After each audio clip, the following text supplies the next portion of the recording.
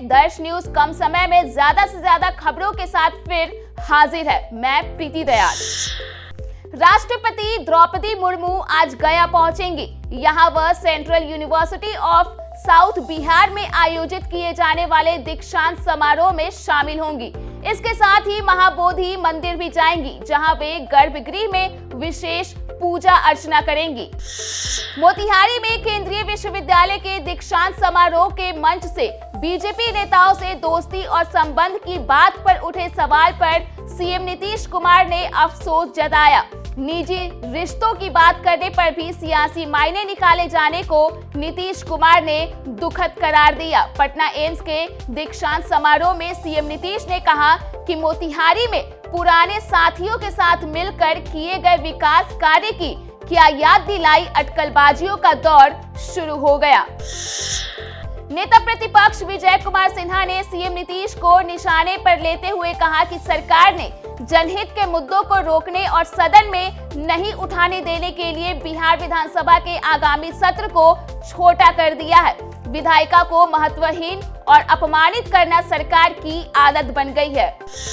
बिहार में राज्य कर्मियों और अधिकारियों के प्रमोशन की प्रक्रिया जारी है। विभिन्न विभागों में लगभग 300 अधिकारियों की पदोन्नति का लाभ दिया गया। नीतीश सरकार की ओर से इस संबंध में आदेश जारी कर दिए गए हैं। बता दें कि बिहार प्रशासन सेवा के 500 से ज्यादा पदाधिकारियों का भी प्रमोशन हुआ था। लोजपा रामविलास के राष्ट्रीय अध्यक्ष चिराग पासवान ने कानू, हलवाई, नोनिया समेत अन्य जाति को अनुसूचित जाति जबकि लोहार को अनुसूचित जनजाति में शामिल करने की मांग की है। उन्होंने कहा कि इन 12 जातियों का आर्थिक, सामाजिक, राजनैतिक और शैक्षणिक पिछड़ेपन को देखते हुए अनुसूचित जाति और अनुसूचित जनजाति की सूची में शामिल करने के लिए वर्ष 2000 में ही विधानसभा और विधान परिषद से प्रस्ताव पारित कर भारत सरकार को भेजा गया था। इधर शिक्षा विभाग शिक्षक नियुक्ति का एक और चरण फिर शुरू करने जा रहा है। स्कूल अध्यापकों की नियुक्ति के लिए अगले फेज में करीब 1,10,000 के आसपास नियुक्तियां संभव है। शिक्षा विभाग बीपीएससी से बची रिक्तियों की जानकारी मांगने जा रहा है। इसके बाद तय होगा कि असल में किस विषय में कितनी नियुक्तियां करनी है। पटना मेट्रो रेल परियोजना के तहत अगले महीने गांधी मैदान से आकाशवाणी तक अंडरग्राउंड मेट्रो के लिए जमीन की खुदाई शुरू हो जाएगी। इसके लिए दिल्ली मेट्रो रेल कॉरपोरेशन ने तीसरे टनल बोरिंग मशीन को प्रस्तावित गांधी मैदान स्टेशन के पास 52 फुट की गहराई पर बने लॉन्चिंग शाफ्ट पर उतार दिया है।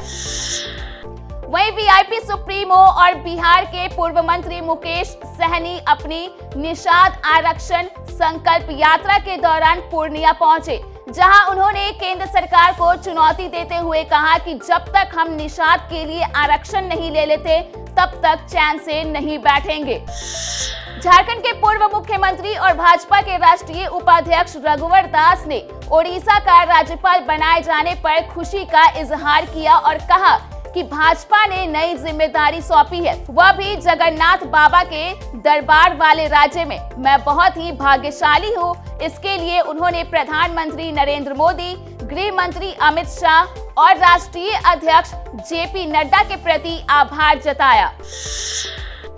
राजधानी रांची में दुर्गा पूजा की धूम मची हुई है। दुर्गोत्सव के साथ साथ शहर में दशमी के दिन रावण दहन की तैयारी भी की जा रही है। रांची के मोरहाबादी में इस साल 70 फीट के रावण का दहन होगा। रावण का दहन कार्यक्रम पंजाब हिंदू बिरादरी की ओर से आयोजित किया जा रहा है। वहीं पीएम नरेंद्र मोदी आज गाजियाबाद से देश की पहली रैपिड रेल नमो भारत को हरी झंडी दिखाएंगे। दिल्ली से मेरठ के बीच 82 किलोमीटर लंबे कॉरिडोर के पहले चरण में यह ट्रेन साहिबाबाद से दुहाई के बीच 17 किलोमीटर की दूरी तय करेगी। उद्घाटन के बाद जल्द ही आम लोग इससे सफर कर सकेंगे।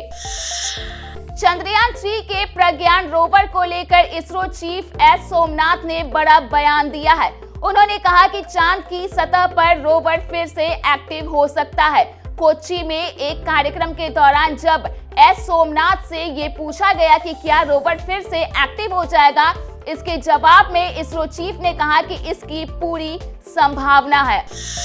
वहीं रूस यूक्रेन युद्ध के बाद इजराइल हमास की लड़ाई में महाशक्तियों की दिलचस्पी बढ़ती जा रही है। इजराइल ने जहां हमास को मिट्टी में मिलाने की कसम खाई, वहीं अमेरिका भी उसका साथ दे रहा है। महाशक्तियों की बढ़ती दिलचस्पी से दुनिया पर फिर से विश्व युद्ध का खतरा मंडराने लगा है। अब खबर खेल जगत की। भारतीय टीम ने पुणे के महाराष्ट्र क्रिकेट एसोसिएशन स्टेडियम में बांग्लादेश को हराकर वर्ल्ड कप 2023 में जीत का चौका लगाया। जीत के साथ टीम इंडिया 8 पॉइंट्स हासिल कर दूसरे स्थान पर आ गई है, जबकि हारने वाली बांग्लादेश 7वें नंबर पर खिसक गई है। वर्ल्ड कप 2023 में आज ऑस्ट्रेलिया और पाकिस्तान की टीमें आमने सामने होगी। यह मुकाबला बेंगलुरु के एम चिन्नास्वामी स्टेडियम में खेला जाएगा। इस मैदान पर हमेशा से जमकर रन बरसते हैं, यहाँ खूब छक्के भी पड़ते हैं। आज के मुकाबले में भी यहाँ बल्लेबाजों के ही हावी रहने के आसार हैं। अब खबर मौसम की। 22 अक्टूबर से 24 अक्टूबर तक राज्य के अधिकतर हिस्सों में सुबह कुछ ठंड महसूस होगी। सुबह सुबह कुहासा छाए रहने के आसार है। मौसम विभाग की माने तो राज्य में अधिकतम तापमान 28 से 31 डिग्री और न्यूनतम तापमान 18 से 21 डिग्री सेल्सियस के बीच रहने की संभावना है। तो बुलेट न्यूज फटाफट में फिलहाल के लिए इतना ही। बिहार झारखंड से जुड़े तमाम अपडेट्स के लिए आप बने रहें दर्श न्यूज के साथ।